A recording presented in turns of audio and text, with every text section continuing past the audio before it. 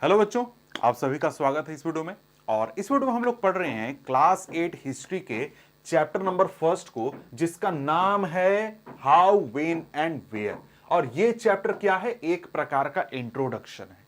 तो देखिए ये चैप्टर क्या है भाई, इस चैप्टर में हम क्या पढ़ने वाले हैं। देखिए आपने क्लास 6 में हिस्ट्री पढ़ा, क्लास 7 में हिस्ट्री पढ़ा। वहां पर जब आपने पहला चैप्टर पढ़ा था, वहां पर क्या आपको पढ़ाया गया था? तो जो पहला चैप्टर आपने पढ़ा है, चाहे वो क्लास 6 के हिस्ट्री का हो, क्लास 7 के हिस्ट्री का हो, वो चैप्टर आपका एक प्रकार का क्या है? इंट्रोडक्शन है। जो चीज यहां पर हम लोग पढ़ने वाले हैं, वही चीज आपने क्लास 6 के पहले चैप्टर और क्लास 7 के पहले चैप्टर में पढ़ा था। क्या है इंट्रोडक्शन? किस चीज से इंट्रोडक्शन यहां पर हम लोग कर रहे हैं? देखिए क्लास 6 अगर हम लोग देखें तो क्लास 6 में हमने हिस्ट्री में क्या चीजें पढ़ी थी। देखिए यहां पर हम लोग जब हिस्ट्री पढ़ते हैं इंडिया के हिस्ट्री को, तो उसको हम लोग 3 हिस्सों में डिवाइड करते हैं।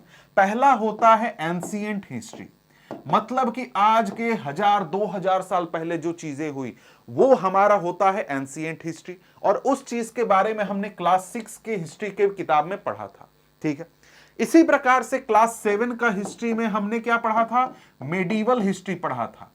मेडिवल पीरियड का हिस्ट्री पढ़ा था, यानी कि जब यहां पर जो गुलाम वंश था उसका रूल आया, दिल्ली सल्तनत आया, मुगल इंपायर आया, इस पीरियड का जो हिस्ट्री हमने पढ़ा, क्लास 7 में जो हिस्ट्री हमने पढ़ा वो हमारा हो गया मेडिवल पीरियड। इसके बाद यहां पर है हमारा क्लास 8। क्लास 8 के बाद क्लास 9th में भी और क्लास 10th में भी हम क्या पढ़ने वाले हैं? हम लोग पढ़ने वाले हैं मॉडर्न हिस्ट्री। समझ गए?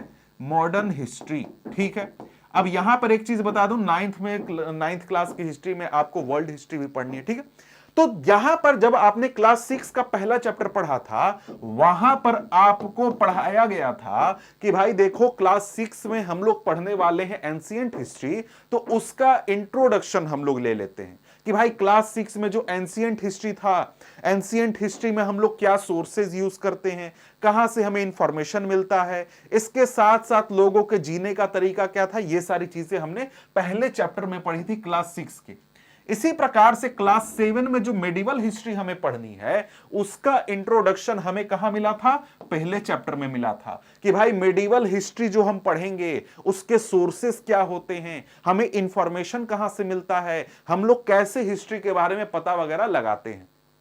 ठीक है, इसी प्रकार से जब हम अब पहुंच चुके हैं क्लास 8 में और क्लास 8 का पहला चैप्टर पढ़ेंगे, तो यहां पर हमें क्या पढ़ाया जाएगा? यहां पर एक प्रकार से हिस्ट्री से हमारा इंट्रोडक्शन कराया जाएगा कि जो मॉडर्न हिस्ट्री हम लोग यहां पर क्लास 8 में पढ़ने वाले हैं सारे चैप्टर्स में, यहां पर हमारा सोर्सेस क्या होते हैं इंफॉर्मेशन के। इसके साथ साथ यहां पर हम लोग कुछ एक्स्ट्रा बातें भी जानेंगे कि जब हम लोग हिस्ट्री पढ़ते हैं तो उसमें डेट्स इंपॉर्टेंट होते हैं या नहीं होते हैं, या फिर डेट्स अगर इंपॉर्टेंट नहीं है तो क्या इंपॉर्टेंट होता है। ये सारी बातें हम लोग करने वाले हैं। तो यानी कि जो पहला चैप्टर है वो क्या है? हमारा इंट्रोडक्शन है। किस चीज से? मॉडर्न हिस्ट्री से। यानी कि जो आगे के चैप्टर्स में हम लोग हिस्ट्री पढ़ने वाले हैं उसके बारे में कुछ बातें यहां पर डिस्कस की गई हैं। तो आइए समझ लेते हैं यहां पर क्या बात कहा जा रहा है। सबसे पहले तो एक सवाल पूछा जा रहा है। सवाल क्या है भाई? हाउ इंपॉर्टेंट आर डेट्स, यानी कि जो तारीख होती है, डेट होती है, हिस्ट्री में कितनी इंपॉर्टेंट होती है, यह सवाल पूछा जा रहा है। यहां पर इसका एक्सप्लेनेशन भी दिया हुआ है, सिंपल। कहता है कि there was a time when historians were fascinated with dates, there were heated debates around the dates on which ruler were crowned और battles were fought. In the common sense notion history was synonymous with dates. मतलब यहां पर क्या है? मतलब यह है कि भाई एक समय ऐसा था जब हिस्ट्री लिखी जाती थी तो उसमें सिर्फ और सिर्फ डेट्स की बात होती थी। जो हिस्ट्री लिखने वाले लोग होते थे, हिस्टोरियंस होते थे, वो तारीखों पर बहुत फोकस किया करते थे। हर चीज, कभी भी कहीं की हिस्ट्री लिखते थे तो वो तारीख की बात जरूर करते थे। जैसे अगर वो मुगल इंपायर का हिस्ट्री लिख रहे हैं तो मुगल इंपायर में अकबर राजा कब बना, शाहजहां राजा कब बना, इसके बाद औरंगजेब राजा कब बना, उसके बेटे का जन्म कब हुआ, उसका बेटा राजा कब बना, उसके बेटे की मृत्यु कब हुई, उसने युद्ध किस तारीख को लड़ा था, कहां पे युद्ध लड़ा था। ये चीजों की बात बहुत ज्यादा होती थी कुछ दिनों पहले तक, मतलब कुछ साल 10-20 सालों पहले तक ये टॉपिक बहुत ही इंपॉर्टेंट हुआ था करता था हिस्ट्री में। जो हिस्टोरियंस होते थे उनके बीच में डिस्कशन हमेशा डेट को लेकर के होता था कि ये अकबर जो है राजा 21 तारीख को बना था या 22 तारीख को बना था, अकबर ने युद्ध 22 तारीख को लड़ा था या 23 तारीख को लड़ा था। इस प्रकार से तारीख पर बहुत फोकस किया जाता था कुछ समय पहले तक। अब यहां पर कहता है कि देखो भैया, आपको भी हिस्ट्री के बारे में यही समझ में होगा कि हिस्ट्री जो होती है वो सिर्फ और सिर्फ डेट्स से जुड़ी होती है, और आप या फिर आपके दोस्त या फिर आपके सीनियर जब हिस्ट्री की बात करते होंगे तो वो बोलते होंगे कि यार हिस्ट्री मुझे बिल्कुल भी पसंद नहीं है, हिस्ट्री एकदम बोरिंग सब्जेक्ट है, क्योंकि उसमें हमें सिर्फ और सिर्फ डेट्स याद करनी पड़ती है। तो क्या यह बात सही है? तो यह बात हम लोग यहां पर क्लियर करेंगे कि डेट्स इंपॉर्टेंट होते हैं या फिर नहीं होते हैं। देखिए, यहां पर एक चीज आपको समझना चाहिए कि हिस्ट्री सिर्फ और सिर्फ डेट से नहीं जुड़ी हुई है। हिस्ट्री में डेट्स इंपॉर्टेंट होते हैं कि कोई चीज कब हुआ था, कितनी तारीख को हुआ था, यह इंपॉर्टेंट है, लेकिन साथ में यहां पर हमारा मेन फोकस किस चीज पर होना चाहिए? हिस्ट्री को पढ़ते समय मेन फोकस होना चाहिए कि समय के साथ, समय के दौरान चेंजेस क्या क्या हुए। मतलब कि अगर हम लोग हिस्ट्री पढ़ रहे हैं कि भाई चलो इंडिया का हिस्ट्री पढ़ते हैं, पिछले 1000 साल का हिस्ट्री पढ़ते हैं, तो यहां पर तारीख हम लोग पढ़ रहे हैं, ठीक है, तारीख पर फोकस कर रहे हैं, ठीक है, डेट की बात कर रहे हैं, ठीक है, लेकिन हमारा मेन फोकस होना चाहिए कि समय के साथ क्या चेंज आया। मतलब कि 1000 साल पहले लोग कैसे रहा करते थे, अब कैसे रहने लगे। 1000 साल पहले लोग ट्रैवल कैसे करते थे, अब कैसे करने लगे। 1000 साल पहले लोग खाते क्या थे, अब क्या खाते हैं। 1000 साल पहले लोग क्या नौकरी करते थे, क्या पैसा कमाते थे, अब क्या करते हैं। इन चीजों पर हमारा फोकस होना चाहिए कि भाई समय के साथ क्या चेंज आया, क्या बदलाव आया। यही चीज कहता है, it is about finding out how things were in the past and how things have changed. यानी कि यहां पर हमें हिस्ट्री में क्या फोकस करना चाहिए कि पहले के जमाने में चीजें कैसी थी और अब क्या बदल गया है और चीजें कैसी हो गई हैं। मतलब यहां पर देखो, यह चीज हमें समझना होगा कि भाई हिस्ट्री हम अगर पढ़ रहे हैं, लिख रहे हैं, तो कोई पीरियड का भी हम लिख सकते हैं। जैसे हम लोग पिछले 1000 साल का भी हिस्ट्री लिख सकते हैं, पिछले 100 साल का भी हिस्ट्री लिख सकते हैं, और पिछले 10 साल का भी हिस्ट्री लिख सकते हैं। तो वहां पर जिस भी पीरियड का हम हिस्ट्री लिख रहे हैं, तो वहां पर हम लिखेंगे भाई 10 साल पहले कैसा सिचुएशन था, अब कैसा है। 10 साल पहले लोगों की क्या स्थिति थी, अब कैसी है। 10 साल पहले लोग कैसे रहते थे, अब कैसे रहते हैं। उसी प्रकार से 100 साल का लिखेंगे तो 100 साल पहले क्या था, अब क्या है। मतलब यहां पर हमें क्या फोकस करना है, हिस्ट्री में हमें फोकस करना है कि पहले चीजें कैसी थी और अब चीजें कैसे हो गई हैं, कैसे बदलाव आया है, इसके ऊपर हमें फोकस करना है हिस्ट्री में। यानी कि यहां पर क्या बोलता है कि as soon as we compare the past with present we refer to time we talk of before and after. मतलब कि जब भी हिस्ट्री की हम लोग बात करेंगे, पास्ट को प्रेजेंट से कंपेयर करेंगे, तो हमेशा यही बात आएगी कि पहले क्या होता था, अब क्या होता है, पहले कैसा सिचुएशन था, अब क्या सिचुएशन है। ठीक है, अब यहां पर देखिए एक एक्स्ट्रा बात है, थोड़ा सा आपके लिए इंपॉर्टेंट भी है कि देखो भाई, हिस्ट्री को आपके डेली लाइफ से जोड़ा गया है। कि देखो, हम लोग जब नॉर्मल जिंदगी जीते हैं, जैसे मैं यहां पर पढ़ा रहा हूं या फिर मैं कहीं घूमने जाता हूं, तो हमेशा हिस्ट्री के बारे में थोड़ी ही ना सोचते रहते हैं हम लोग। भाई मैं अगर गया कहीं घूमने, तो थोड़े यार ये पार्क कब बना था, ये बाइक कब बना था, ये रोड कब बना था, यहां पर ये शहर कब बना था। इस प्रकार के सवाल हमेशा हम नहीं पूछते रहते हैं, हमेशा हम चीजों को इग्नोर करके बिना ध्यान दिए चलते हैं। लेकिन क्या होता है कि कई बार हमारे मन में ख्याल आता है, हमारे मन में क्यूरोसिटी आती है और हम हिस्टोरिकल क्वेश्चन पूछ देते हैं। जैसे कहीं पर आप चाय पीते हुए किसी व्यक्ति को देख रहे हैं, उसको देख करके आपके मन में सवाल आ सकता है कि इंडिया में लोगों ने चाय कब पीना शुरू किया था या फिर कॉफी कब पीना शुरू किया था। इसी प्रकार से आप ट्रेन में ट्रैवल कर रहे हैं तो ट्रेन में ट्रैवल करते हुए आपके मन में ख्याल आ सकता है, या फिर आप क्वेश्चन पूछ सकते हैं कि भाई इंडिया में ट्रेन कब से चलना शुरू हुआ था, यहां पर हमारे इलाके में ट्रेन कैसे आ गया, कैसे इसकी पटरियां बिछाई गई थी, और जब इंडिया में ट्रेन नहीं हुआ करता था तब लोग कैसे ट्रैवल किया करते थे। तो यहां पर यह सवाल भी आपके मन में आ सकता है। इसके साथ साथ अगर आप न्यूज़पेपर को सुबह देखते हैं तो न्यूज़पेपर को देख करके आपके मन में ख्याल आ सकता है कि यार आज तो न्यूज़पेपर आता है तो हमें बहुत सारी इंफॉर्मेशन मिल जाती है। पहले के जमाने में जब न्यूज़पेपर नहीं हुआ करते थे तब लोगों को इंफॉर्मेशन कैसे मिला करता था, यह सोचने वाली बात है। तो यहां पर इस प्रकार के ख्याल हमारे मन में कई बार आते हैं, कई बार इस प्रकार के प्रश्न क्वेश्चंस हम लोग पूछते रहते हैं जब हमारे मन में क्यूरियोसिटी आती है, क्वेश्चन आता है। ठीक है, देखिए हिस्ट्री में टाइम और डेट बहुत ही इंपॉर्टेंट होता है, ये आपको विश्वास रखना होगा, ये मान लेना होगा। ठीक है, हमने अभी बात किया कि भाई टाइम इंपॉर्टेंट नहीं है बल्कि चेंजेस इंपॉर्टेंट है, प्रोसेस इंपॉर्टेंट है कि कैसे चेंज हुआ। ठीक है, लेकिन टाइम को आप, डेट को आप पूरी तरीके से छोड़ नहीं सकते हैं, उसकी भी आपको जरूरत है ताकि एक प्रकार की क्रोनोलॉजी आप सेट कर सकें। ठीक है, तो यहां पर कहता है कि all such questions refer us to back to notion of time. मतलब इस प्रकार के जब हम लोग प्रश्न पूछते हैं कि इंडिया में चाय कब पीना शुरू किया गया, इंडिया में रेलवे कब बनी थी, इंडिया में न्यूज़पेपर कब आया था, इस प्रकार के जब हम लोग प्रश्न पूछते हैं तो हम लोग टाइम की बात कर रहे हैं कि भाई कब हुआ था, मतलब हमारे सामने एक डेट वाला क्वेश्चन है।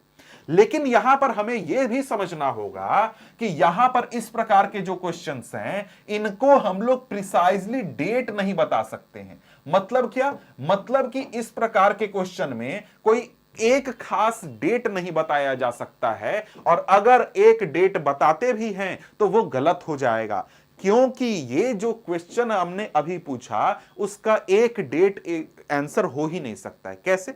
तो यहां पर आपको क्या समझाया जा रहा है ये समझिए कि देखो हमारे पास दो प्रकार की चीजें हिस्ट्री में। पहला तो है कि भाई हम लोग डेट की बात करेंगे, कोई राजा कब बना, कोई राजा कब नहीं बना, कोई पैदा कब हुआ, कोई मरा कब, ये सारे चीजें जो है क्वेश्चन है वो डेट से रिलेटेड है। दूसरा कि हम लोग किस चीज पर फोकस करेंगे, प्रोसेस पर फोकस करेंगे, समाज में कैसे बदलाव आया, कैसे चेंजेस आए। दो प्रकार से हिस्ट्री लिख सकते हैं। ठीक है, तो जो डेट वाला हमारा हिस्ट्री है उसमें भी है दो प्रकार के हिस्ट्री हैं। पहला तो एक हम लोग स्पेसिफिक डेट बता सकते हैं, जैसे महात्मा गांधी का जन्म किस तारीख को हुआ था, 2 अक्टूबर, एग्जैक्ट डेट आप बता सकते हैं। लेकिन यहां पर कई सारे क्वेश्चंस ऐसे होते हैं जिनमें आप एग्जैक्ट डेट नहीं बता सकते हैं। जैसा कि यहां पर हमने जो क्वेश्चन पूछा था कि भाई चाय पीना लोगों ने कब शुरू किया था, तो इसमें एक तारीख, एक डेट आप नहीं बता सकते हैं। क्यों? क्योंकि भाई ऐसा थोड़ी ना था कि एक दिन अचानक से लोग उठे इंडिया के और इंडिया के सारे घरों में चाय बनने लगी और इंडिया के सारे लोग चाय पीने लगे। ऐसा हो रहा था क्या? जी नहीं, बिल्कुल भी नहीं। तो इसलिए इंडिया में चाय कब आया इसके लिए एक डेट हम नहीं बता सकते हैं। इसी प्रकार से अगर आपसे पूछा जाए कि इंडिया में रेलवे कब आया तो आप एग्जैक्ट डेट नहीं बता सकते हैं। क्यों? क्योंकि पूरे इंडिया में रेलवे बनने में सैकड़ों साल लगे थे। हां, यह भले ही आप बता सकते हैं कि पहली पटरी कब बिछी थी, लेकिन पहली पटरी बिछी थी मुंबई से थाने के बीच में, तो वहां पर पटरी बिछने से यह थोड़ी मतलब हो गया कि इंडिया के सारे इलाके में रेलवे चलने लगी। नहीं, पूरे इंडिया में रेलवे चलने में काफी समय लगा था। ठीक है, इसी प्रकार से आपसे पूछा जाए कि भाई इंडिया में ब्रिटिश रूल कब स्थापित हुआ था, तो इसमें भी कोई एग्जैक्ट डेट आप नहीं बता सकते हैं। क्यों? क्योंकि जब ब्रिटिशर्स इंडिया में आए थे तो वो ट्रेडिंग करने शुरुआत में आए थे, कई सालों तक वो ट्रेडिंग कर रहे थे, फिर उनको बंगाल में राज्य मिल गया, बंगाल राज्य पर उनका कब्जा हो गया, फिर बंगाल के बाद धीरे धीरे धीरे धीरे करते करते पूरे इंडिया पर उनका कब्जा हुआ और पूरे इंडिया पर उन्होंने शासन शुरू कर दिया। तो वहां पर ऐसा नहीं है कि कोई एक दिन अचानक से पूरे इंडिया पर उनका कब्जा हो गया था, नहीं, बल्कि धीरे धीरे काफी लंबे समय तक बहुत सारे युद्ध लड़े गए, बहुत सारी संधियां की गई, तब जाकर यहां पर ब्रिटिशर्स का कब्जा हुआ था। मतलब यहां पर यह है कि अगर हम लोग तारीख डेट की भी बात करें, अगर हम लोग टाइम पीरियड की भी बात करते हैं, तो हमेशा हम लोग डेट हर इवेंट में नहीं दे सकते हैं। हमें कई बार टाइम पीरियड देखना होता है कि भाई ये जो चीज हुआ था ना, ये इसको होने में 100 साल का समय लगा था, ये चीज होने में 50 साल का समय लगा था। 100 साल में धीरे धीरे इंडिया में ब्रिटिशर्स का कब्जा हुआ, 50 साल में धीरे धीरे यहां पर क्या हुआ, यहां पर चाय पॉपुलर हुआ, इस प्रकार की चीजें। तो यहां पर यही चीज है कि भाई देखो, हिस्ट्री पहला तो हिस्ट्री दो प्रकार से, एक आपका हो गया टाइम रिलेटेड और दूसरा हो गया प्रोसेस रिलेटेड। मतलब प्रोसेस रिलेटेड कहने का मतलब कि समाज में कैसे चेंज आया, कोई चीज में बदलाव कैसे आया, ये चीज हम लोग स्टडी करेंगे, ये फोकस करेंगे। टाइम रिलेटेड मतलब कि या तो हम लोग उसमें डेट बता सकते हैं कि जैसे महात्मा गांधी का जन्म कब हुआ था, महात्मा गांधी की मृत्यु कब हुई थी, इंडिया को आजादी किस तारीख को मिली थी, ये टाइम, ये डेट वाला है। फिर इसी प्रकार से टाइम रिलेटेड होता है जिसमें हम लोग टाइम पीरियड की बात करते हैं।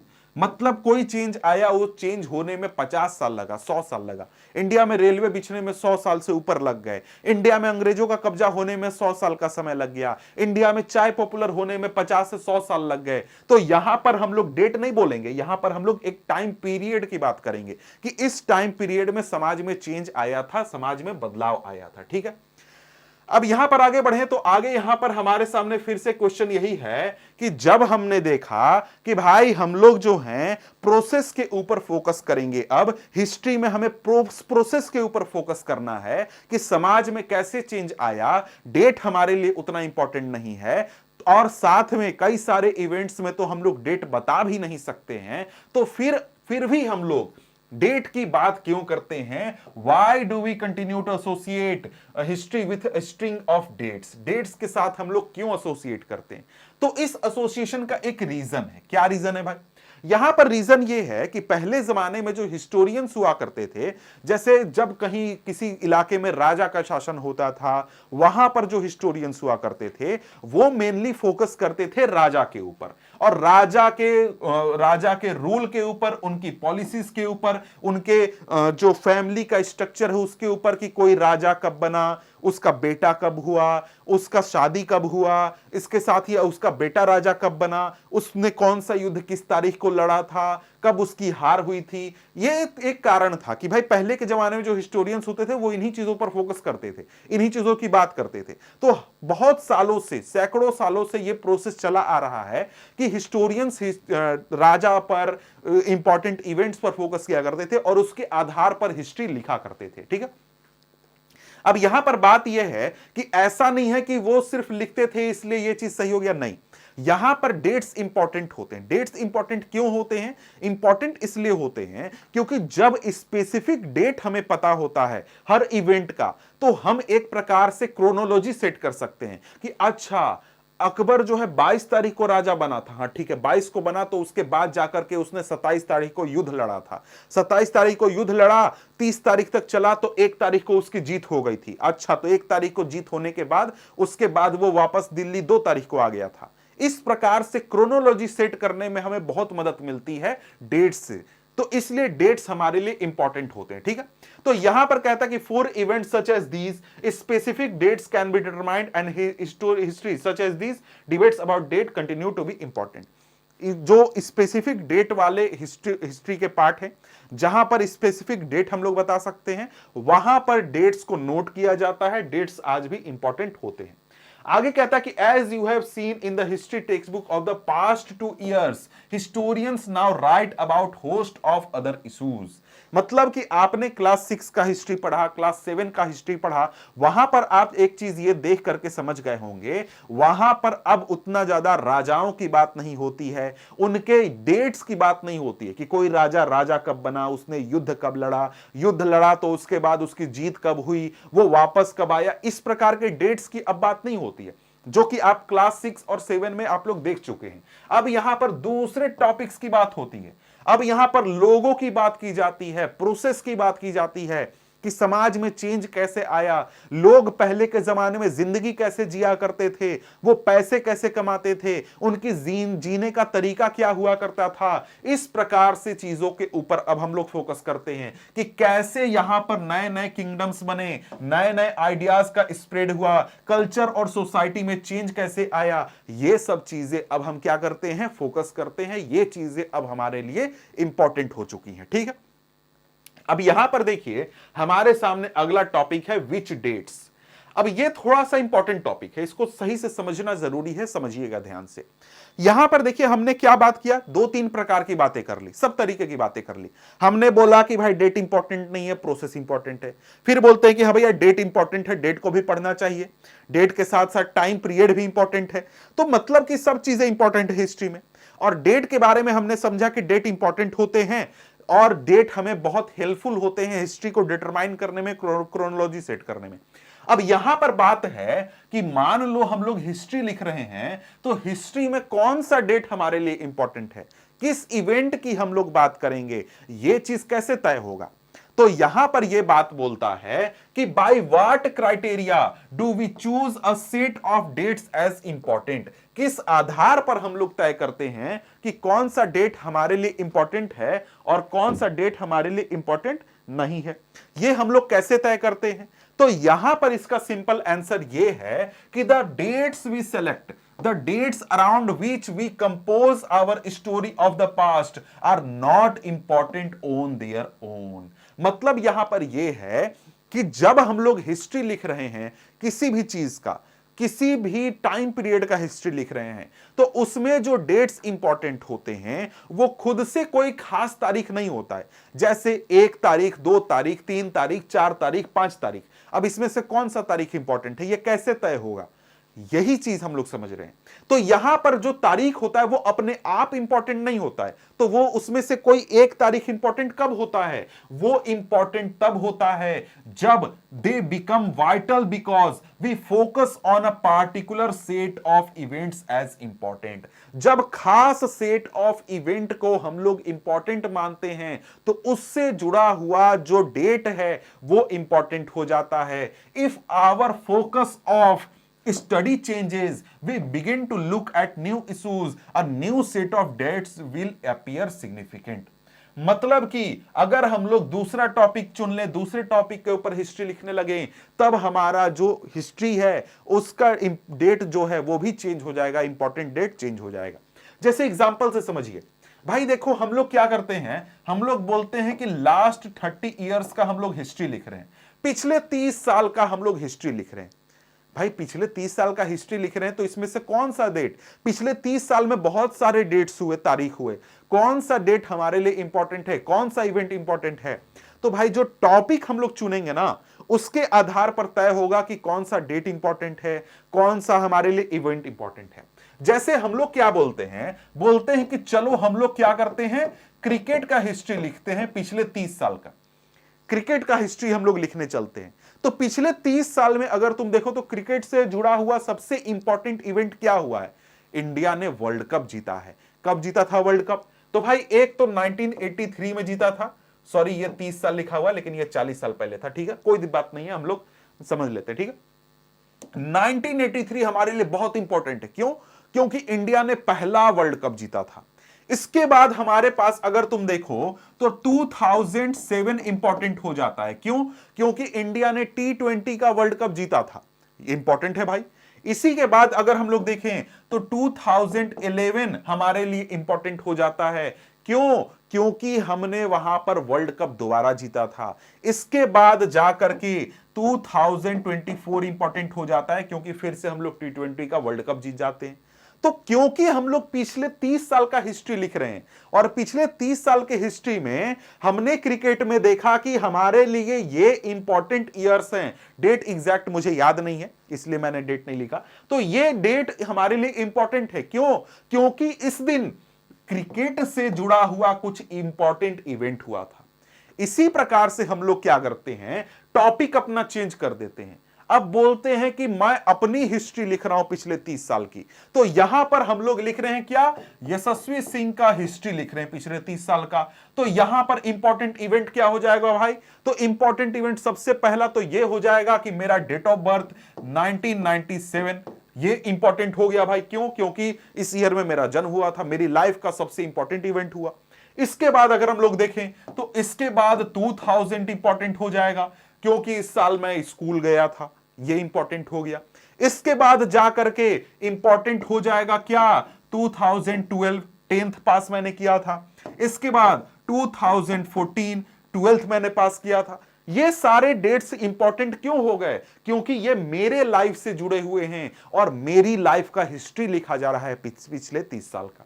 इसी के बाद अगर हम लोग टॉपिक चेंज करते हैं और यहां पर हम लोग क्या कर देते हैं, इंडिया देश का हिस्ट्री लिखने लगते हैं पिछले 30 साल का। जब इंडिया का हिस्ट्री लिखेंगे तो इंडिया कंट्री, इंडिया देश से जुड़े हुए जो चीजें हैं वो इंपॉर्टेंट हो जाएंगी। इंडिया के लिए क्या इंपॉर्टेंट हुआ है पिछले 30 सालों में, तो भाई सबसे पहले तो 1991 में चेंज आया था हमारे इकोनॉमिक्स में, हमारे देश में लिबरलाइजेशन हुआ था। ये क्या होता है आगे के क्लासेस में आप अच्छे से पढ़िएगा, इकोनॉमिक्स पढ़िएगा तो आपको समझ में आ जाएगा। वहां पर क्या हुआ था, लिबरलाइजेशन, ये हमारे लिए बहुत ही इंपॉर्टेंट है।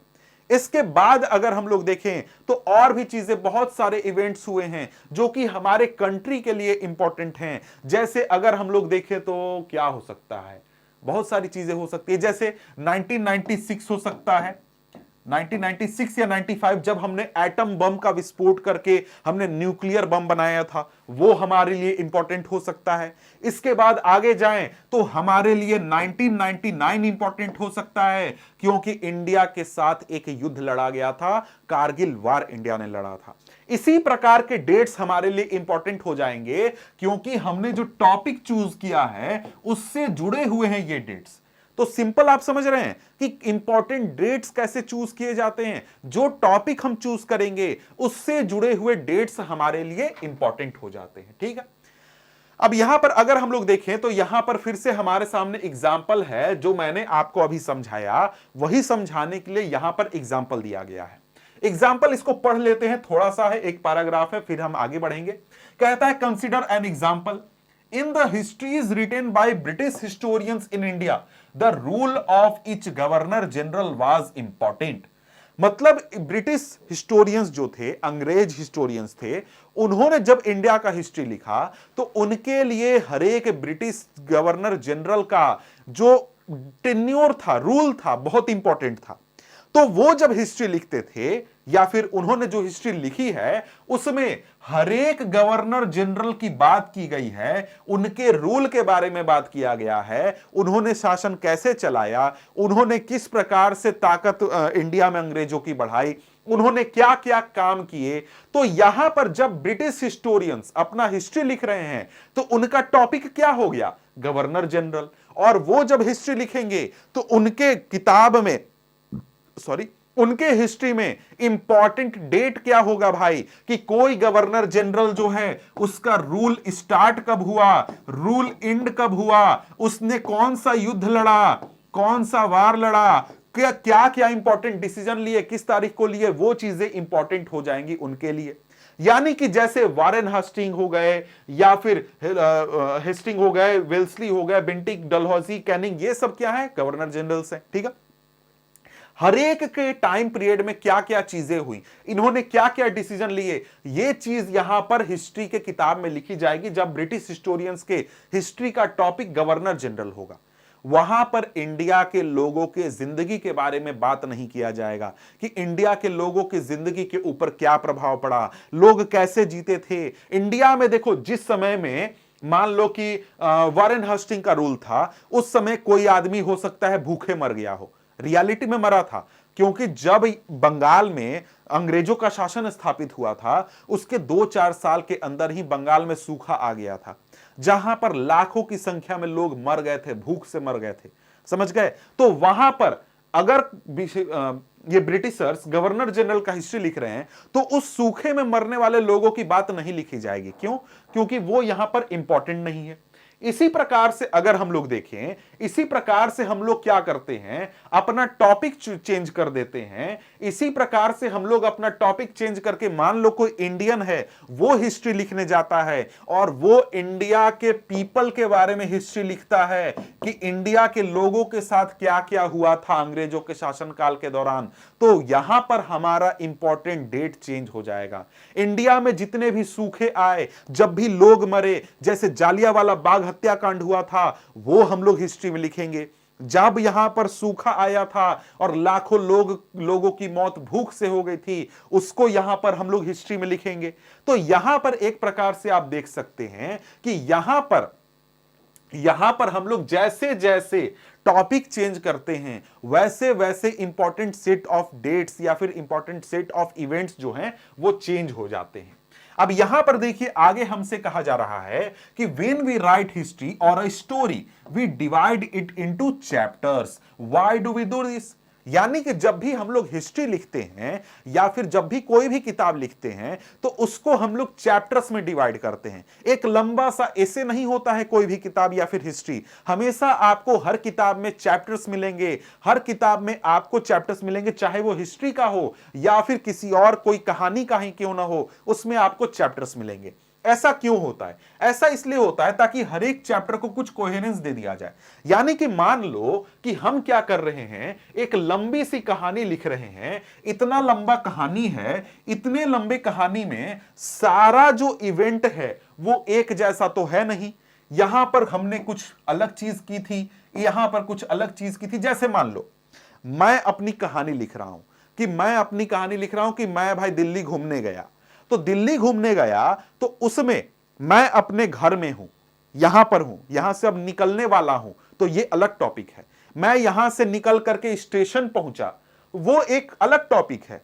और जब मैं स्टेशन में ट्रेन में चढ़ गया स्टेशन पर, तो भाई वहां पर हमारा अलग टॉपिक शुरू हुआ। फिर एक जर्नी होगी, जर्नी का हम लोग अलग कहानी लिखेंगे। फिर मैं जब वहां पहुंच जाऊंगा तो उसकी अलग कहानी होगी। मतलब कि एक ही कहानी में कई प्रकार के स्टोरीज होते हैं, तो वहां पर उसको अच्छे से इलेबोरेट करने के लिए, अच्छे से समझने के लिए हम लोग यहां पर चैप्टर्स में उसको डिवाइड कर देते हैं। मतलब कि कहानी को इस तरीके से बताना है कि कहानी का कुछ मतलब हो और उसको अच्छे से फॉलो किया जा सके। और यहां पर कहता है कि in the process we focus only on those event that help us to give shape to our story we are telling.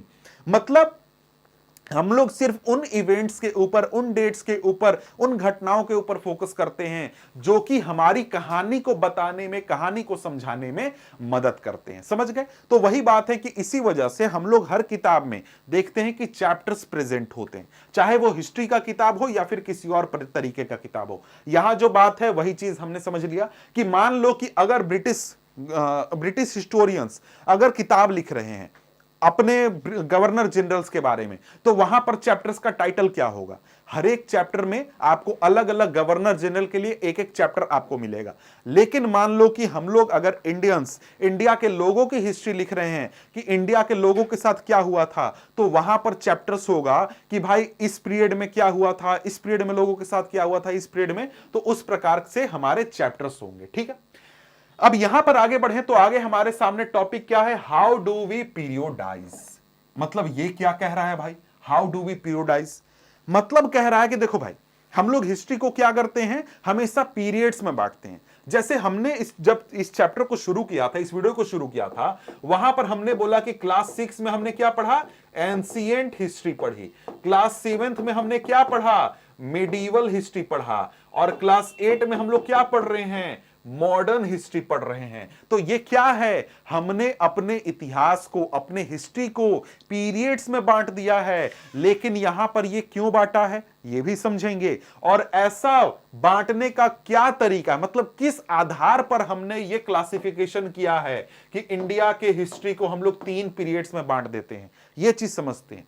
तो कहता है कि इंडिया में एक व्यक्ति आए, अंग्रेज। 1817 में जेम्स मिल नाम के व्यक्ति थे जो कि स्कॉटलैंड के रहने वाले थे। स्कॉटलैंड अंग्रेज ही है, मतलब यूनाइटेड किंगडम का ही पार्ट है। ये एक इकोनॉमिस्ट थे, साथ में पॉलिटिकल फिलोसोफर थे। इन्होंने 3 वॉल्यूम की किताब निकाली जिसका नाम था a history of British India. मतलब यहां पर 3 वॉल्यूम करने का मतलब 3 किताबें थी जिसमें कि 3 हिस्से थे। क्या क्या देखते हैं। तो ये जो इनकी किताब थी a history of British India, इसमें इन्होंने इंडिया के हिस्ट्री को 3 पीरियड्स में यानी कि 3 हिस्सों में डिवाइड किया था। पहला हो गया हिंदू, दूसरा हो गया मुस्लिम और तीसरा हो गया ब्रिटिश। मतलब ये किस आधार पर, ये इस आधार पर कि इंडिया देश का इतिहास किस आधार पर, उनके रूलर्स के आधार पर। एक समय ऐसा था जहां पर पूरे इंडिया पर हिंदू रूलर्स का शासन था, तो उसको कह दिया गया कि भाई वो हिंदू पीरियड है, ठीक है। फिर इंडिया में दिल्ली सल्तनत आया और यहां पर मुस्लिम रूल स्थापित हो गया, मुगल इंपायर आ गया, तो वो हमारा पीरियड कह दिया गया मुस्लिम पीरियड। और फिर इंडिया पर अंग्रेजों का शासन स्थापित हुआ तो उसको बोल दिया गया ब्रिटिश पीरियड। ये इन्होंने क्लासिफिकेशन किया था, इंडिया के हिस्ट्री का पीरियड्स में डिवाइड किया था। और ये जो क्लासिफिकेशन जब किया गया उसको बहुत ज्यादा एक्सेप्ट किया गया, बहुत ज्यादा माना गया। लेकिन अगर आप यहां पर इस क्लासिफिकेशन को देखो तो क्या यह क्लासिफिकेशन सही है इंडियन हिस्ट्री के हिसाब से? क्या यह क्लासिफिकेशन बिल्कुल परफेक्ट है, इसमें कोई कमी नहीं है कमी, प्रॉब्लम है। तो यहां पर क्या होता है, यहां पर कमी को देखने से पहले यहां पर यह चीज क्लियर करते हैं, why do we try and divide history into different periods. क्यों डिवाइड करते हैं हम लोग? तो यहां पर कहता है कि we do so in attempt to capture the characteristic of a time, its central feature as they appear to us, so the terms through which we periodize that it demarcate the difference between periods become important. They reflect our ideas about past. They show how we see significance of the change from one period to the next. अब यहां पर मतलब क्या है कि क्यों हम लोग पीरियोडाइज करते हैं, हम लोग अलग अलग ग्रुप्स में क्यों बांटते हैं। देखो जैसे कि जेम्स मिल आए, उन्होंने क्या किया, उन्होंने क्या कर दिया, हिंदू, दूसरी मुस्लिम और फिर यहां पर क्या कर दिया, ब्रिटिश। तो इन्होंने एक टॉपिक चुना, एक बेस चुना जिस आधार पर क्लासिफाई किया यहां पर इंडियन हिस्ट्री को। वो बेस क्या आपको दिख रहा है कि जो इंडिया में रूलर्स थे उनके रिलीजन के आधार पर यहां पर इंडियन हिस्ट्री को क्लासिफाई कर दिया। तो यहां पर सवाल है कि भाई क्लासिफाई करने की जरूरत क्या है? क्लासिफाई करने का जरूरत यह होता है ताकि हिस्ट्री के एक type of set of events को हम लोग एक ग्रुप में रख सकें। जैसे यहां पर जो जेम्स मिल थे, इन्होंने रूलर्स के रिलीजन को, रूलर्स के धर्म को आधार बनाया और उस आधार पर इंडियन हिस्ट्री को डिवाइड कर दिया। तो यहां पर हम लोग पीरियड्स में बांटते इसलिए हैं ताकि एक जैसे इवेंट्स को एक ग्रुप में रख सकें। जहां पर एक ग्रुप हमारा क्या हो गया, हिंदू ग्रुप, मतलब क्या, इस पीरियड में जितने भी रूलर्स हुए सब हिंदू हुए। फिर इसके बाद यहां पर मुस्लिम ग्रुप हो गया, मतलब क्या, जितने भी रूलर्स हैं वो सब क्या है भाई, मुस्लिम हैं। इसके बाद ब्रिटिश पीरियड, यहां पर जितने भी रूलर्स आए वो सब क्या थे, क्रिश्चियंस थे, ब्रिटिशर्स थे, मोस्टली क्रिश्चियंस थे। तो यहां पर देखिए पीरियड में बांटने से हमें यह फायदा होता है कि हमें यह क्लियरली पता चल जाता है कि कहां से, हिस्ट्री के किस टाइम से जाकर के हमारे पूरे सोसाइटी में, इकोनॉमी में एक बड़ा चेंज आया। जैसे यहां पर रूलर्स के रिलीजन को ध्यान में रखा गया तो हमें पता चल गया कि भाई हिंदू पीरियड मतलब क्या, सारे रूलर्स हिंदू हैं, और जहां से ये मुस्लिम रूलर स्टार्ट हुए वहां से रूलर्स का रिलीजन चेंज हो गया। इसी प्रकार से अगर हम लोग देखें, हम लोग दूसरे टॉपिक पर हम लोग एंशिएंट, मेडिवल, मॉडर्न, ये भी क्लासिफिकेशन करते हैं हिस्ट्री का। इसमें भी यही होता है। एंशिएंट मतलब क्या, मतलब कि आज के 2000 साल पहले जो चीजें हुई, आज के 1500 साल पहले जो कहानियां हुई, चीजें हुई, वो हमारा एंशिएंट हिस्ट्री हो गया। मेडिवल हिस्ट्री मतलब कि 1000 साल पहले जो घटना हुआ, 500 साल पहले हुआ, वो हमारा मेडिवल हो गया। और फिर मॉडर्न आ गया, मॉडर्न मतलब कि जब अंग्रेजों का शासन स्थापित हो गया। तो यहां पर ये हम लोग क्लासिफिकेशन करते हैं। अब यहां पर इसको और भी अच्छे से समझेंगे, आगे यहां पर देखिए, कहता है कि Mill thought that all Asian societies were at lower level of civilization than Europe. जो जेम्स मिल थे उनका मानना था कि जितने भी हमारी एशियन सोसाइटीज हैं, एशियन सोसाइटीज कहने का मतलब उसमें चाइनीज भी आ जाते हैं, जापानीज भी आ जाते हैं, या फिर जो हमारे अरब कंट्रीज हैं, मुस्लिम कंट्रीज हैं, वो भी आ जाते हैं। सारे ये जो सोसाइटीज हैं ये यूरोप से लोअर लेवल ऑफ सिविलाइजेशन पर है। लोअर लेवल ऑफ सिविलाइजेशन कहने का मतलब क्या है? मतलब कि यहां के लोग जो हैं जाहिल हैं, यहां के लोगों को समझदारी नहीं है, यहां के लोगों को नॉलेज नहीं है। यूरोप के लोग जो हैं बहुत अच्छा एकदम लैविश जिंदगी जीते हैं, वो एजुकेटेड हैं, वो साइंस में, टेक्नोलॉजी में, हर चीज में आगे हैं। इंडिया के लोग जो हैं वो जाहिल हैं, पढ़े लिखे नहीं हैं, इनको समझदारी नहीं है, और यहां पर ये एक तरीके से अपने जिंदगी को ठीक से चला नहीं सकते हैं। ठीक है, अब यहां पर आगे कहता है, according to his telling of history, before British came to India, Hindu and Muslim despots ruled the country. उनके हिसाब से, जेम्स मिल के हिसाब से, कि जब इंडिया में अंग्रेज आए तो अंग्रेजों के आने से पहले इंडिया में मुस्लिम और हिंदू रूलर्स जो हुआ करते थे वो डेस्पोट होते थे। डेस्पोट मतलब एक प्रकार से तानाशाह होते थे, जो कि जनता का बिल्कुल भी ख्याल नहीं करता है, वो सिर्फ अपनी सत्ता संभालने में बिजी रहता है, उसको जनता से कोई मतलब नहीं है। ऐसा जेम्स मिल का मानना था। और उनका मानना था कि इंडिया में रिलीजियस इंटॉलरेंस बहुत ज्यादा है, धर्म के आधार पर बहुत ज्यादा लोग लड़ते थे, कास्ट टैबूज बहुत ज्यादा थे, कास्ट बहुत ज्यादा चलता था, सुपरस्टिशियस प्रैक्टिसेस बहुत ज्यादा हुआ करती थी, मतलब कि जादू टोना इस प्रकार की चीजें बहुत ज्यादा हुआ करती थी, और साथ में यहां पर सोशल लाइफ में यही चीजें चला करती थी। यहां पर इनका मानना यह था कि जब इंडिया में ब्रिटिश रूल स्थापित हुआ तब यहां पे लोगों को सिविलाइजेशन का समझ में आया कि ये चीजें इंपॉर्टेंट नहीं होती हैं, बल्कि यहां पर एक प्रकार से जो ब्रिटिशर्स हैं उनकी मदद से इंडिया के लोग सिविलाइज होने लगे। यहां पर जो जेम्स मिल थे वो मानते थे कि ब्रिटिशर्स का रूल है तब जाकर के यहां के लोगों ने सिविलाइजेशन सीखा है, सलीके से रहना, समाज में अच्छे से रहना, अच्छे से बात करना, अच्छे से खाना, ये सारी चीजें जो हैं यहां पर इंडियंस ने सीखा है।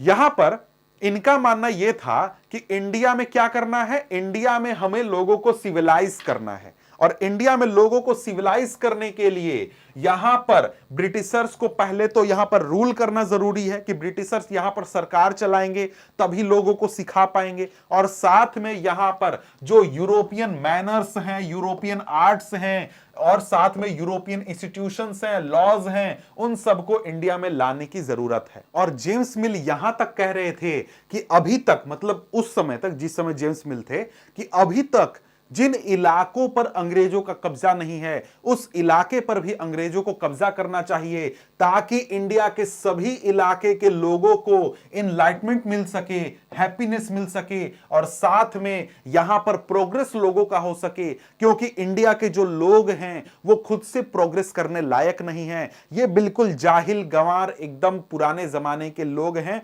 बिल्कुल एकदम क्या कहें, गंवार है, मतलब इनको कुछ नॉलेज नहीं है, ये कुछ कर ही नहीं सकते अपने से। अगर अंग्रेज इनको नहीं सिखाएंगे, अगर अंग्रेज इन पर रूल नहीं करेंगे तो इनका कुछ नहीं होने वाला है। और अंग्रेज यहां रूल कर रहे हैं ना, तो यहां की जनता की भलाई कर रहे हैं कि अंग्रेज यहां पर आ गए हैं और यहां पर रूल कर रहे हैं। समझ गए? तो यहां पर आगे कहता है कि in this idea of history British rule represented all the forces of progress and civilisation. The period before British rule was one of darkness. Can such a conception be accepted today?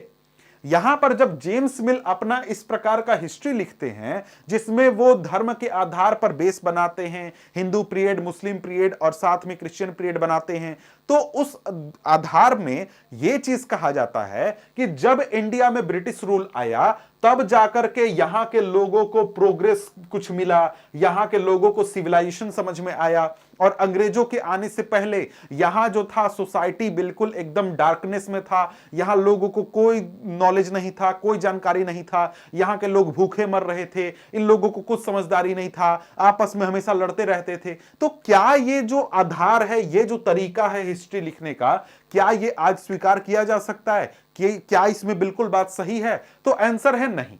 उसका कारण क्या है? उसका कारण यह है कि यहां पर हमने देखा कि एक पीरियड को बोल दिया गया हिंदू पीरियड, मतलब क्या बोला गया कि यहां पर एक पीरियड हमारा क्या है, हिंदू पीरियड है। ठीक है भैया, हिंदू पीरियड है। इसके बाद दूसरा पीरियड क्या बोल दिया गया, मुस्लिम पीरियड बोल दिया गया।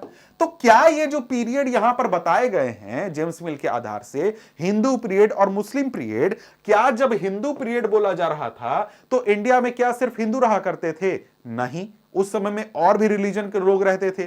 उस समय में आपको मुस्लिम भी आ चुके थे इंडिया में, साथ साथ आपके जो बौद्ध धर्म मानने वाले लोग थे वो रहा करते थे, जैन धर्म मानने वाले लोग रहा करते थे। तो ये सारे लोग भी प्रेजेंट थे। इसी प्रकार से जब इंडिया में मुस्लिम पीरियड बताया जा रहा है तो क्या इंडिया में सिर्फ और सिर्फ मुस्लिम रहा करते थे? जी नहीं, इंडिया में और भी धर्म के लोग रहा करते थे, हिंदू रहा करते थे, सिख रहा करते थे, और भी लोग रहा करते थे।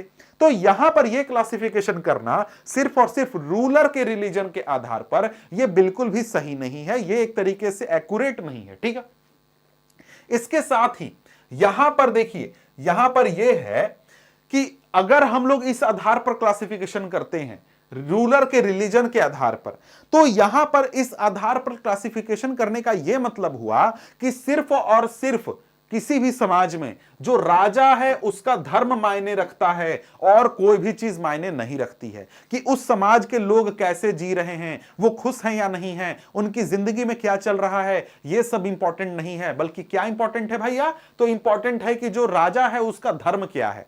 क्या यह बात सही है? बिल्कुल भी बात सही नहीं है भाई। इस प्रकार से यहां पर हम लोग जो है हिस्ट्री लिखेंगे तो एक्यूरेट नहीं होगा, सही नहीं होगा। इसके साथ साथ यहां पर एक और बात है कि जब यह क्लासिफिकेशन लिखा गया, हिस्ट्री लिखा गया, इसमें बार बार यह फोकस किया गया कि जो ब्रिटिशर्स हैं उनकी वजह से इंडिया में सिविलाइजेशन आया है, इंडिया में मॉडर्निटी आया है। समझ गए? तो यहां पर यही चीज कहता है कि जो यहां पर अंग्रेज आए, अंग्रेज आने का मतलब क्या है कि इंडिया में मॉडर्निटी आ गया, इंडिया में सिविलाइजेशन आ गया। लेकिन यह भी एक प्रकार से एक्यूरेट नहीं है। कैसे एक्यूरेट नहीं है समझते हैं। कहता है कि moving away from British classification, historians leave usually divided Indian history into ancient, medieval and modern. जब यहां पर जेम्स मिल ने कहा तो उन्होंने एक तरीके से हिंदू, मुस्लिम और ब्रिटिश बना दिया, रूलर के धर्म के आधार पर क्लासिफिकेशन कर दिया। लेकिन बाद में जब इंडियन हिस्टोरियंस आए तो उन्होंने भी इसी प्रकार का क्लासिफिकेशन कर दिया। इंडियन हिस्ट्री को क्लासिफाई कर दिया एंशिएंट हिस्ट्री में। फिर इसके बाद बोला कि भैया इसके बाद आया मेडिवल हिस्ट्री, इसके बाद क्या आया, मॉडर्न हिस्ट्री आया। ठीक है, अब यहां पर अगर आप लोग देखें तो मॉडर्न हिस्ट्री की शुरुआत कब से होती है? मॉडर्न हिस्ट्री में आपको मिलेगा कि जब यहां पर ब्रिटिशर्स का रूल आया तब से हम लोग बोलते हैं कि भैया इंडिया में मॉडर्न हिस्ट्री की शुरुआत हो चुकी है। लेकिन यह क्लासिफिकेशन भी सही नहीं है। क्यों सही नहीं है भाई? क्लासिफिकेशन इसलिए सही नहीं है क्योंकि जब हम लोग मॉडर्न हिस्ट्री बोलते हैं उसका कुछ खास मतलब होता है। क्यों? क्योंकि ये जो क्लासिफिकेशन है, हिस्ट्री का classification, ancient history, medieval history और मॉडर्न हिस्ट्री, ये क्लासिफिकेशन बनाया गया था यूरोप में। और यूरोप के क्लासिफिकेशन को इंडियन हिस्टोरियंस ने कॉपी करना शुरू कर दिया और इंडिया में भी हिस्ट्री को एंशिएंट, मेडिवल और मॉडर्न बना दिया। तो यहां पर जब भी हम लोग बोलते हैं कि यहां पर ये मॉडर्न पीरियड है तो रियलिटी में हमें समझ में आएगा कि ऐसा कुछ इंडिया में था नहीं। क्यों नहीं था? तो यहां पर इसको समझते हैं। कहता है कि this division too has its problems, ये डिवीजन में भी प्रॉब्लम है। क्यों? क्योंकि it is a periodization that is borrowed from the west where the modern period was associated with growth of all the forces of modernity. ये जो classification है ये कहां से लिया गया है? यूरोप से लिया गया है। और वहां पर मॉडर्न पीरियड कहने का मतलब क्या है? मतलब कि यहां पर सोसाइटी में मॉडर्निटी आ चुकी है। मॉडर्निटी आने का क्या मतलब हुआ कि सोसाइटी में साइंस प्रोग्रेस कर रहा है, रीजनिंग प्रोसेस कर रहा है, डेमोक्रेसी प्रोग्रेस कर रही है, सोसाइटी में लिबर्टी आ चुका है, इसके साथ साथ इक्वालिटी आ चुकी है। अब यहां पर मेडिवल कहने का मतलब क्या है? मेडिवल कहने का मतलब है कि ऐसी सोसाइटी जहां पर मॉडर्न हिस्ट्री वाले ये सारे फीचर्स नहीं हैं और फ्यूडलिज्म एग्जिस्ट करता है। यानी कि क्या कहें, हिंदी में शब्द मुझे याद नहीं, फ्यूडलिज्म मतलब कि जमींदारी प्रथा एक प्रकार से इस प्रकार की व्यवस्था एग्जिस्ट करती है। तो यहां पर अगर हम लोग देखें तो ये हम लोग जब बात करते हैं कि इंडिया मॉडर्न हो चुका था अंग्रेजों के समय में, क्या यह बात सही है? बिल्कुल भी सही नहीं है। कारण क्या है? यहां पर यह है कि जब इंडिया में ब्रिटिश रूल था उस समय में इंडिया में हो सकता है कि साइंस में थोड़ा बहुत प्रोग्रेस हुआ हो, रीजनिंग में थोड़ा बहुत प्रोग्रेस हुआ है, लेकिन इंडिया में डेमोक्रेसी बिल्कुल भी नहीं थी, लिबर्टी बिल्कुल भी नहीं थी, इक्वालिटी बिल्कुल भी नहीं थी। तो हम ये कैसे बोल सकते हैं कि इंडिया एक मॉडर्न पीरियड में पहुंच चुका था अंग्रेजों के शासन काल में? ऐसा तो हुआ नहीं था, समझ गए? तो यहां पर ये सारी चीजें बिल्कुल भी नहीं थी। इसके साथ साथ हम लोग देखें तो इंडिया में इकोनॉमिक प्रोग्रेस भी अंग्रेजों के समय में नहीं हुआ था, बिल्कुल भी नहीं हुआ था। इकोनॉमिक ग्रोथ बिल्कुल जीरो के बराबर था। वहीं अगर हम लोग मेडिवल पीरियड की बात करते हैं, जिस समय में इंडिया में मुगल इंपायर था, मराठा इंपायर था, उस समय की बात करते हैं, तो उस समय हमें यह देखने को मिलता है कि उस समय में हमारे इस क्लासिफिकेशन के हिसाब से क्या है भाई, हमारे सोसाइटी में कुछ भी नहीं है, ना तो इकोनॉमिक प्रोग्रेस है, ना तो मॉडर्निटी है, ना कुछ है। लेकिन जब हम इंडियन हिस्ट्री को देखते हैं तो हमें पता चलता है कि मेडिवल पीरियड जो था, मेडिवल हिस्ट्री जो था, वहां पर इंडिया के लोग बहुत अमीर हुआ करते थे। इंडिया जो था वो वर्ल्ड का सबसे बड़ा इकोनॉमी हुआ करता था, इंडिया और चाइना, समझ गए? तो ये यूरोप वाले कुछ नहीं हुआ करते थे, वो बिल्कुल भिखमंगे गरीब हुआ करते थे, समझ गए? तो यहां पर हम लोग मेडिवल पीरियड को कैसे बोल सकते हैं कि भाई मेडिवल पीरियड जो है वो बिल्कुल बेकार है, वहां पर एक तरीके से फ्यूडलिज्म चल रहा है, बिल्कुल सोसाइटी में कोई कुछ नहीं है, पूरी सोसाइटी बर्बाद है? ऐसी बात तो हम लोग नहीं बोल सकते, ये तो एक्यूरेट नहीं है। तो यहां पर यही चीज है कि यहां पर ब्रिटिश पीरियड, जिसको कि मॉडर्न बोला जा रहा है, वहां पर कोई भी इकोनॉमिक ग्रोथ हमें नहीं मिल रहा है, प्रोग्रेस नहीं मिल रहा है, वहां पर हमें डेमोक्रेसी, इक्वालिटी, लिबर्टी वगैरह नहीं मिल रही है, बिल्कुल नहीं मिल रही है। लेकिन जिस पीरियड को हम लोग बेकार बोल रहे हैं, मेडिवल पीरियड को या फिर एंशिएंट पीरियड को भी, वहां पर हमें काफी ज्यादा इकोनॉमिक ग्रोथ, इकोनॉमिक प्रोग्रेस देखने को मिल रहा है। तो ये जो क्लासिफिकेशन है इसमें भी कमी है, ये पीरियड भी ये पूरा क्लासिफिकेशन भी एक प्रकार से गलत है, ठीक है? अब यहां पर आगे बढ़े तो यहां पर देखिए, अब के समय में बहुत सारे हिस्टोरियंस जो हैं वो ब्रिटिश रूल जब इंडिया में था उसको मॉडर्न हिस्ट्री नहीं बोलते हैं या फिर मॉडर्न पीरियड नहीं बोलते हैं, बल्कि उसको बोलते हैं कॉलोनियल पीरियड। कॉलोनियल पीरियड कहने का मतलब क्या है कि भाई भारत देश गुलाम था, सिंपल शब्दों में क्या था, भारत देश गुलाम था, इंडिया जो था ब्रिटिशर्स का कॉलोनी हुआ करता था। तो यहां पर वही सवाल है, व्हाट इज कॉलोनियल? कॉलोनियल होने का मतलब क्या है? यहां पर आगे के चैप्टर्स में, इस पूरे किताब में अब आपको क्या पढ़ना है? यहां पर यही चीज पढ़ना है कि किस प्रकार से अंग्रेजों ने अलग अलग राजाओं को हराया, किस प्रकार से उनका इंडिया पर कब्जा हुआ, इंडिया में जो आपको लोकल कानून थे उसको कैसे बदला गया, जमीन के हिसाब, जमीन से जुड़े हुए जो कानून थे उनको कैसे बदला गया। ये सारी चीजें आप लोग यहां पर इस किताब में समझने वाले हैं, वो चीज आगे के चैप्टर्स में पढ़िएगा। लेकिन यहां पर हम लोग क्या फोकस कर रहे हैं? What is colonial, what is colonisation. तो यहां पर देखिए, उसी चीज को समझते हैं। तो यहां पर क्या होता है, ये चीज, ये लाइन थोड़ा सा मैं समझा देता हूं। You will also come to know about changes British rule brought about in values and taste, custom and practices. यहां पर यही चीज है, व्हाट इज कॉलोनियलिज्म, यहां पर आपको दिया गया, यहां पर when the subjugation of one country by another leads to this kind of political, economic, social and cultural changes, we refer to process as colonization। मतलब कोलोनाइजेशन क्या है? सिंपल सा बात है, एक देश दूसरे देश के ऊपर कब्जा कर लेता है, दूसरे देश के ऊपर अपना सरकार चलाने लगता है, अपनी ताकत वहां पर लागू कर देता है, और उस देश में क्या करता है? पॉलिटिकल, इकोनॉमिक, सोशल और कल्चरल चेंजेस लाने लगता है। जैसे इंडिया में जब ब्रिटिशर्स का शासन स्थापित हुआ तो इंडिया में ब्रिटिशर्स ने यूरोपियन वैल्यूज को लेते आए, यूरोपियन टेस्ट लेते आए, यूरोपियन कस्टम, यूरोपियन प्रैक्टिसेस लेते आए। जैसे एग्जाम्पल के लिए, जो भी आपके देश में अभी कानून है, पुलिस है, सरकार का तरीका है, ये सब कहां से आया है? ये सब अंग्रेजों के द्वारा लाया गया था, वो ठीक है। इसके साथ साथ आज के समय में मैं यहां पर ये टी शर्ट पहनकर खड़ा हूं, या फिर आप कहीं भी शादी वगैरह में जाते हैं तो कोट पैंट पहनते हैं, बिजनेस करने जाते हैं कोट पैंट पहनते हैं, ये सब जो ड्रेसअप का तरीका है ये कहां से आया है? ये यूरोप से आया है, अंग्रेजों के साथ आया है। इसी प्रकार से समाज में जो वैल्यूज हैं वो सब कहां से आ गए हैं? वहां ब्रिटिशर्स के साथ आ चुके हैं। मतलब कि ब्रिटिशर्स ने जब इंडिया पर रूल स्थापित किया तो अपने सारे वैल्यूज को लेते आए, अपने फूड आइटम, अपने टेस्ट को लेते आए, अपने एक प्रकार से कस्टम प्रैक्टिसेस लेते आए कि किस प्रकार से, जैसे आज हम लोगों से मिलते हैं तो क्या करते हैं, शेक हैंड करते हैं। क्या सेकंड इंडिया का है? इंडिया में पहले सेकंड चला करता था? नहीं। इंडिया में जब लोग मिला करते थे तो एक दूसरे को पैर छूकर प्रणाम किया करते थे या फिर आदाब इस प्रकार से किया करते थे।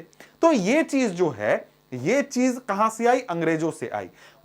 इंडिया में वो चीज नहीं थी। तो यही चीज कहता है कि जब कोई देश दूसरे देश के ऊपर कब्जा कर ले, उसके ऊपर शासन कर ले और उस देश के पॉलिटिकल, इकोनॉमिक, सोशल और कल्चरल चेंजेस लेते आए उस देश में, जैसे कि अपने वैल्यूज लेते आए, अपने फूड टेस्ट, कस्टम प्रैक्टिसेस लेते आए, जैसा कि ब्रिटिशर्स इंडिया में ले आए थे, इसी पीरियड को हम लोग क्या बोल देते हैं? कॉलोनियल पीरियड बोल देते हैं और इसी प्रोसेस को हम लोग कॉलोनाइजेशन बोल देते हैं। ठीक है।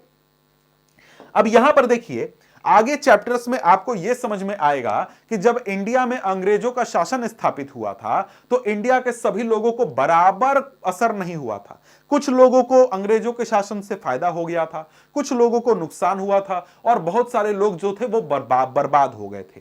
तो यहां पर बात यह है कि इसी वजह से आपको इस किताब का नाम देखने को मिलता है आवर पास्ट। आवर पास्ट क्यों मिलता है भाई?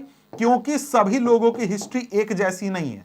ब्रिटिश रूल का अलग अलग लोगों पर अलग अलग असर पड़ा था, किसी को फायदा हुआ था, किसी को नुकसान हुआ था, किसी को बहुत ज्यादा नुकसान हुआ था। तो यहां पर यही चीज हम लोग समझने वाले हैं कि भाई आगे के चैप्टर्स में आपको समझने को आएगा कि यहां पर अलग अलग क्लासेस पर, अलग अलग लोगों पर, अलग अलग लोगों के ग्रुप पर क्या असर हुए थे, क्या चीजें हुई थी। अब यहां पर देखिए हमारे सामने टॉपिक क्या है? How do we know. यानी कि हम लोग जो ये मॉडर्न पीरियड पढ़ने वाले हैं हिस्ट्री, इस पीरियड के बारे में क्लास 8 में जो हम लोग हिस्ट्री पढ़ेंगे, इसके बारे में सोर्सेस कहां से हमें मिलते हैं, हमें इंफॉर्मेशन कहां से मिलता है कि भाई यहां पर इंडिया में क्या हुआ था, कोई सरकार ने क्या किया था, कोई गवर्नर जनरल ने क्या किया था, समाज में कैसे रूल्स रेगुलेशन लागू किए गए थे, ये हमें इंफॉर्मेशन कहां से मिलते हैं। तो यहां पर आइए हम लोग देखते हैं सोर्सेस। तो यहां पर हम लोग कब की बात कर रहे हैं? पिछले 250 ईयर्स की बात कर रहे हैं, यानी कि 1750 के बाद की पीरियड की बात कर रहे हैं कि यहां पर हमें इंफॉर्मेशन कहां से मिलता है। तो सबसे पहला चीज क्या है? Administration produces records. यहां पर एक चीज ये है कि जब अंग्रेज इंडिया में आए, ब्रिटिशर्स इंडिया में आए, तो ब्रिटिशर्स में एक आदत हुआ करती थी। ब्रिटिशर्स एक प्रोसीजर फॉलो करते थे। वो जो थे हर चीज का रिकॉर्ड रखते थे। कोई भी वो किसी को ऑर्डर देते थे तो वो बोल करके ऑर्डर नहीं देते थे, वो लिख करके ऑर्डर देते थे। साथ में वहां पर कोई भी डिसीजन लिया जाता था तो उसको लिखा जाता था। उसके साथ साथ कोई भी इंफॉर्मेशन कहीं पर भेजा जाता था तो उसको रिटन फॉर्म में भेजा जाता था। ये तो अच्छी बात है। इसके साथ साथ यहां पर यह थी कि जो अंग्रेज हुआ करते थे वो सारे लेटर्स को, सारे ऑर्डर्स को संभाल करके रखते थे। मतलब क्या है? मतलब कि गवर्नर जनरल ने अगर किसी डिस्ट्रिक्ट कलेक्टर को कोई लेटर लिखा है तो वो लेटर को संभाल करके रखा जाएगा कि हाँ भैया आज के 10 साल पहले ऐसा लेटर आया था, इसलिए ये डिसीजन लिया गया था।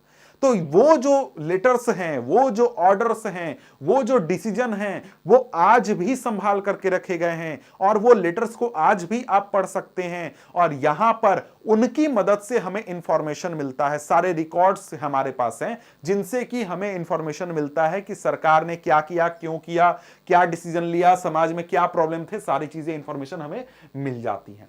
यहां पर यही चीज कहता है कि one important source is the official records of British administration. The British believed that the act of writing was important. हर चीज को लिखना इंपॉर्टेंट है, यह ब्रिटिशर्स का मानना था। हर एक इंस्ट्रक्शन, हर एक प्लान, हर एक पॉलिसी डिसीजन, हर एक एग्रीमेंट, हर एक इन्वेस्टिगेशन, सब चीजों को साफ साफ क्लियरली लिखा गया था, सब चीजों का रिकॉर्ड रखा गया था। और जब सब चीजें लिख ली जाती थी उसको अच्छे से स्टडी किया जा सकता था, डिबेट किया जा सकता था और बाद में अगर किसी को जानने की क्यूरियोसिटी है कि कोई डिसीजन क्यों लिया गया था, वो आसानी से लोग पता लगा सकते थे।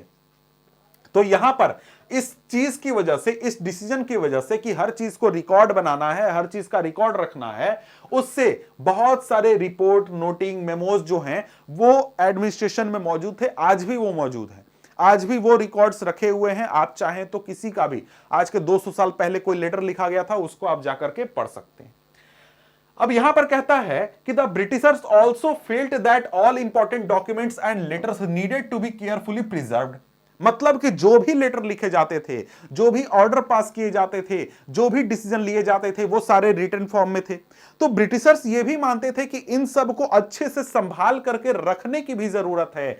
इसलिए वो लोग, उन लोगों ने क्या किया, जितने भी एडमिनिस्ट्रेटिव इंस्टीट्यूशन थे उन सब के साथ रिकॉर्ड रूम बना दिए। जैसे कि अगर कहीं पर गवर्नर जनरल का ऑफिस है तो उसके साथ एक अटैच रूम बना दिया जिसका नाम क्या था, रिकॉर्ड रूम। अब इस रिकॉर्ड रूम में क्या होता था, गवर्नर जनरल को जितनी भी चिट्ठी आती थी या फिर गवर्नर जनरल जितने भी चिट्ठी भेजते थे, कोई डिसीजन लेते थे, कोई डॉक्यूमेंट उनके ऑफिस में तैयार होता था, उन सारे डॉक्यूमेंट्स को कहां रख दिया जाता था, रिकॉर्ड रूम में रख दिया जाता था। इसी प्रकार से जितने भी सरकारी ऑफिस थे, चाहे वो डिस्ट्रिक्ट कलेक्टर का ऑफिस हो या फिर किसी तहसीलदार का ऑफिस हो या फिर कहीं पर किसी सर्कल इंस्पेक्टर का ऑफिस है, कुछ किसी भी सरकारी डिपार्टमेंट का ऑफिस है, कोई भी सरकारी ऑफिस है, उन सभी सरकारी ऑफिस के साथ क्या कर दिया गया, रिकॉर्ड रूम बना दिया गया। और उस ऑफिस में जितने भी लेटर्स आए या फिर लेटर भेजे गए, जितने भी डिसीजन लिए गए, हर के रिकॉर्ड वहां पर अच्छे से संभाल करके रखे जाते थे। और यहां पर यही चीज कहता है कि the village tehsildar office, the collectorate, the commissioners office, the provincial secretariat and law courts all had there record room. सभी के अपने रिकॉर्ड रूम होते थे और आज भी आपको रिकॉर्ड्स रूम मिल जाएंगे। अगर कहीं से आप कचहरी में कभी जाने का मौका मिलेगा तो आपको पता चलेगा कचहरी में सभी डिपार्टमेंट का अपना अपना रिकॉर्ड रूम होता है, जहां पर सरकार जो है, सरकारी ऑफिस में सारे डिसीजन जो भी लिए जाते हैं उसके रिकॉर्ड रखे जाते हैं, जो भी इंफॉर्मेशन है सबका रिकॉर्ड रखा जाता है। इसके साथ साथ स्पेशल डिपार्टमेंट बनाए गए, जैसे कि आर्काइव रूम बनाया गया। मान लो कि आज के 50 साल पुराना कोई डॉक्यूमेंट है तो भाई उसका तो रोज जरूरत है नहीं, तो उसको क्या कर दिया गया, रिकॉर्ड रूम से निकाल करके आर्काइव रूम में रख दिया गया। इसके साथ साथ कोई डॉक्यूमेंट है, कोई इंफॉर्मेशन है जो कि बहुत इंपॉर्टेंट है लेकिन 100 साल पुराना है, उसको रोज रोज पढ़ने की जरूरत नहीं है, तो वहां पर उस डॉक्यूमेंट को निकाल करके म्यूजियम में डाल दिया गया ताकि जो इंपॉर्टेंट रिकॉर्ड्स हैं उनको अच्छे से संभाल करके रखा जा सके। मतलब कि अंग्रेजों ने अपने सारे डॉक्यूमेंट्स को, सारे इंफॉर्मेशन को बहुत अच्छे से प्रिजर्व करके रखा था, संभाल करके रखा था। और यही डॉक्यूमेंट जो हैं वो हम लोग आज स्टडी करते हैं, इस पिछले 250 ईयर के हिस्ट्री को पढ़ने के लिए, स्टडी करने के लिए। यहां पर क्या है, यहां पर यही चीज है कि letters and memos that move from one branch of administration to another in the early years of 19th century can still be read in the archive.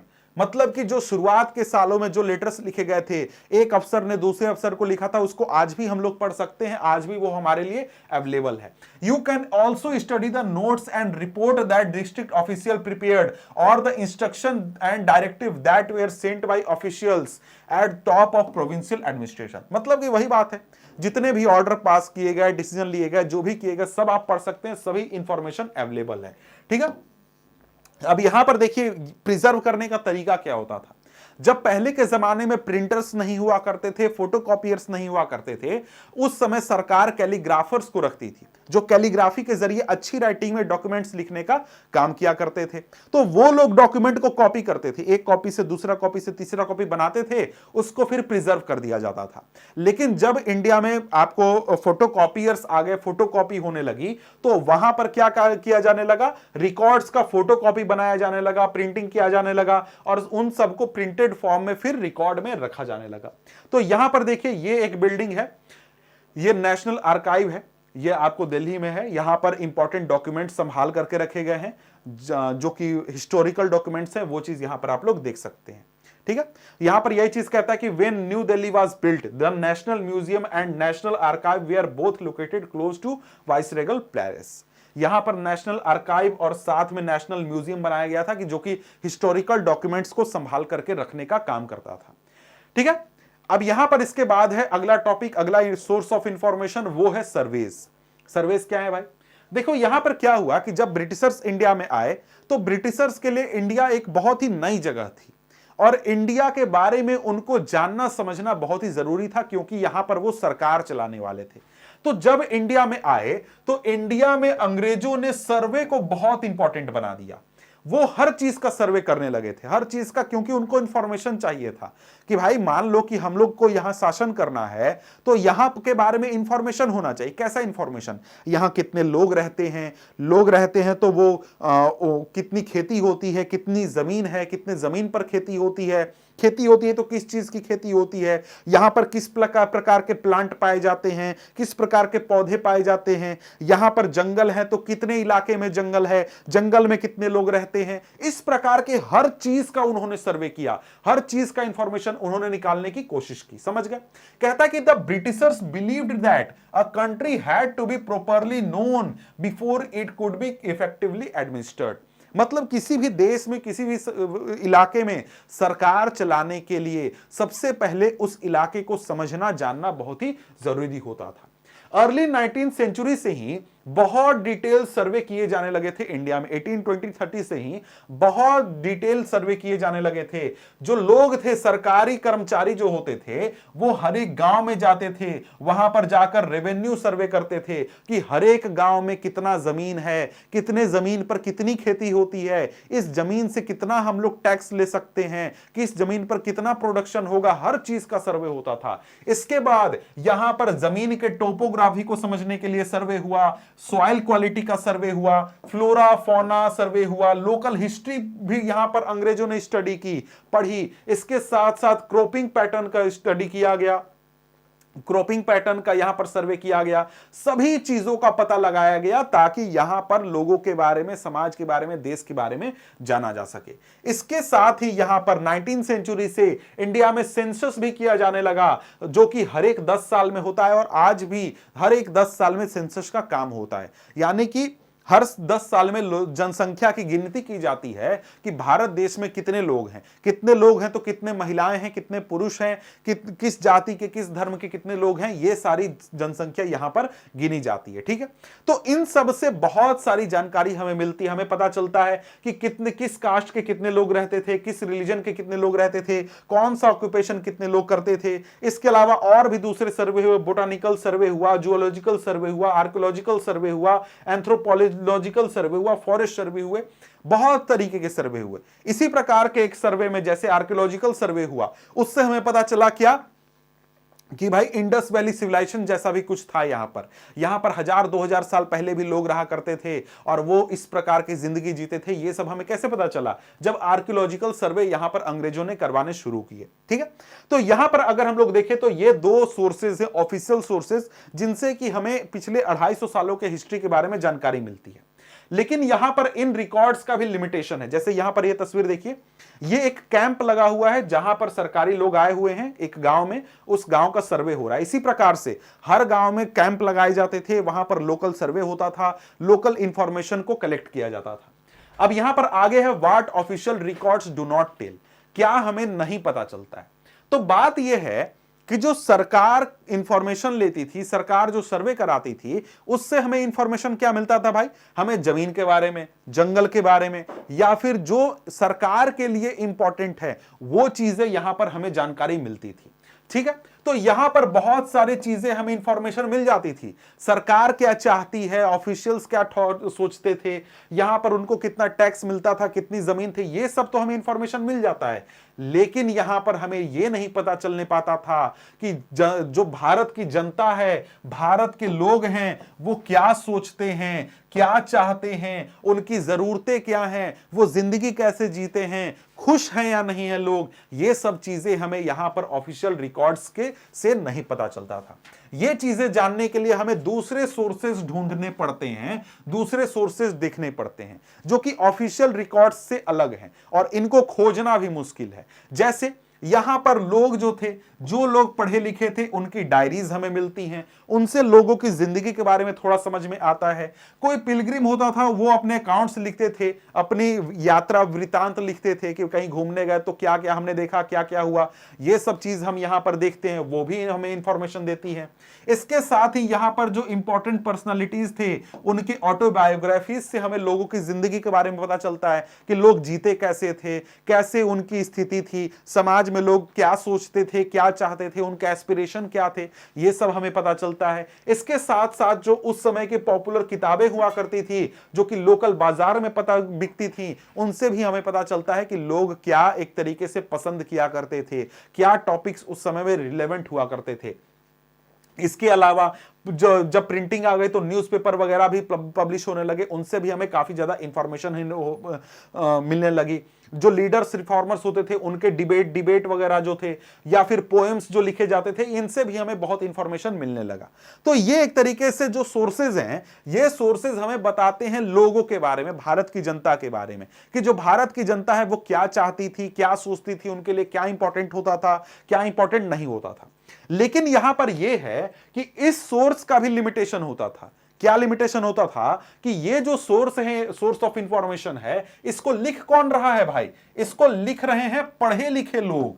जो लोग पढ़े लिखे हैं ना, वो लिख रहे हैं। और जब इन सोर्सेस को हम पढ़ते हैं तो हमें इंफॉर्मेशन किसके बारे में मिलता है? जो पढ़े लिखे लोग हैं उनकी जिंदगी के बारे में, उस समाज के बारे में इंफॉर्मेशन मिलता है। लेकिन यहां पर बहुत सारे समाज के ऐसे तबके थे जो कि पढ़े लिखे नहीं थे, जैसे कि माइंस में काम करने वाले जो वर्कर हैं, उनके बारे में हमें इंफॉर्मेशन नहीं मिलेगा। सड़कों के किनारे जो गरीब लोग पड़े हुए हैं, उनके बारे में इंफॉर्मेशन नहीं मिलेगा। साथ में कहीं पर कोई ट्राइबल कम्युनिटी है, उसकी जिंदगी कैसी है, तो वो भी हमें इंफॉर्मेशन नहीं मिलेगा। इनकी जिंदगी के बारे में अगर हमें पता लगाना है, जानना है, तो बहुत ही मुश्किल है, क्योंकि यहां पर इनके बारे में कोई इंफॉर्मेशन नहीं है। क्यों नहीं है? क्योंकि इनके बारे में कहीं भी रिकॉर्ड में कुछ भी लिखा हुआ नहीं है।